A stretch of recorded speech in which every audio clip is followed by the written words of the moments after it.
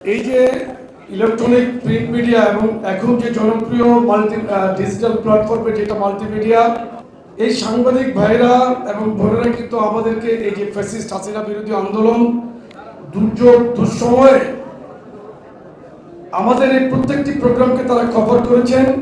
তাদের এই কভার করতে গিয়ে তারা অনেকেই আহত হয়েছেন, টিয়ার গ্যাসের ঝাঁঝালো গন্ধে এবং প্রতীক যেটা বিষক্রিয়া ছিল সেটা তারাও কিন্তু আমাদের পাশাপাশি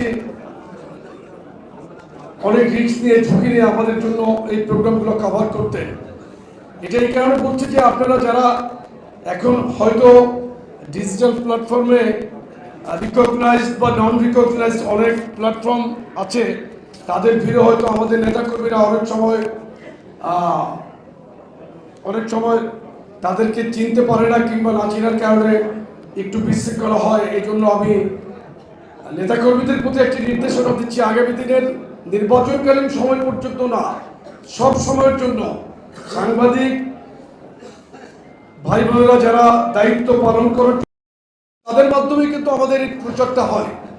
আজকে যে আপনি এই প্রোগ্রামটা করছেন এটা সারা বাংলাদেশে যাবে তাদের মাধ্যমেই।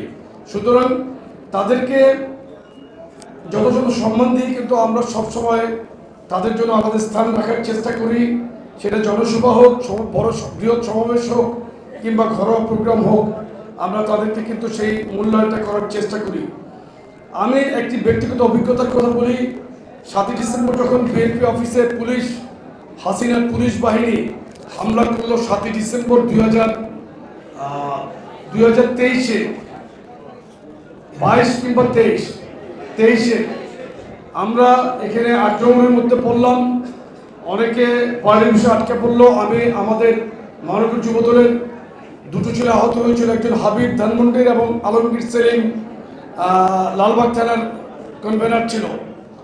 এই আহত আলমগীর সেলিমকে আমি কোনো একজন সাংবাদিক ভাইয়ের সহযোগিতা তাদের গাড়িতে করে পঙ্গু অবস্থায় পা ভেঙে গিয়েছিল, তাকে আমরা একটা বাড়ি থেকে অত্যন্ত পুলিশি কঠোর অবস্থানের মধ্যে ওই সাংবাদিক ভাই, আমি ঠিক নামটা মনে করতে পারছি না, তাদের সহযোগিতা আমরা তাকে একটা বাড়ি থেকে বের করে হসপিটালে পাঠিয়েছিলাম।